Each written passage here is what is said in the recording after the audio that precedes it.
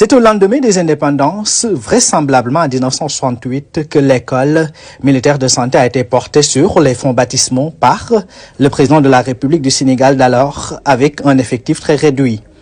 Une histoire à raconter à la jeune génération plus d'un demi-siècle après. La chirurgie de guerre, la médecine communautaire, la santé publique renvoient toutes à une même logique. Il s'agit de la logique du sacre de la vie. C'est pourquoi, en dehors des casernes et des opérations, le service de santé des armées a écrit des pages d'anthologie dans l'élaboration des premières stratégies de politique de santé au Sénégal. Faisant face à une couverture sanitaire très inégale, le président de la République d'alors décida de créer une école militaire pour satisfaire aux besoins des armées et combler le déficit dans les régions. C'est ainsi que, le 2 décembre 1968, l'école militaire de santé ouvrit ses portes au quartier Dial Diop avec 30 jeunes élèves officiers. Les premiers médecins furent affectés en santé publique.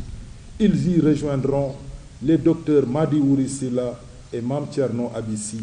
Ce dernier fut d'ailleurs le premier médecin militaire affecté à Kédougou en 1970 comme médecin-chef de district. Ainsi, pour répondre à sa devise « Partout et pour toujours au service de l'humanité », l'école militaire de santé du général Jean-Alfred Diallo a choisi comme thème pour sa fête patronale.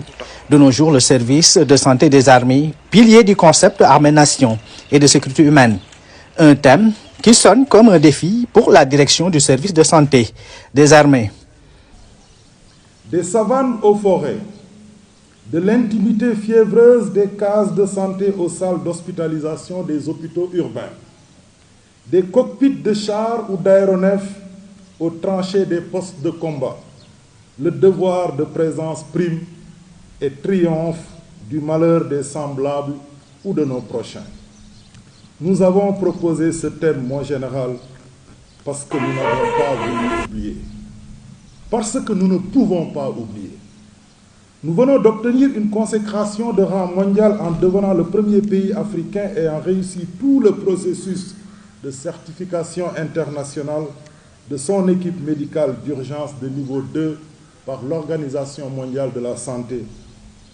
Ce succès sénégalais fut obtenu de haute lutte sur les terres dénies du Cayor à la base aérienne de Thiès.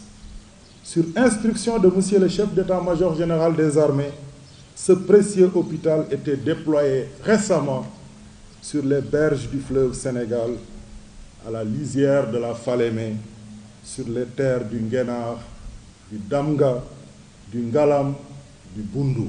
Garantir des soins de qualité partout et pour tous, particulièrement pour les populations les plus vulnérables, est une des missions du service de santé des armées. Des décorations dans les ordres nationaux ont été remises à des récipiendaires. Pour joindre l'utile à l'agréable, un défilé à pied des troupes a mis un terme à cette fête patronale du service de santé des armées. Édition 2024.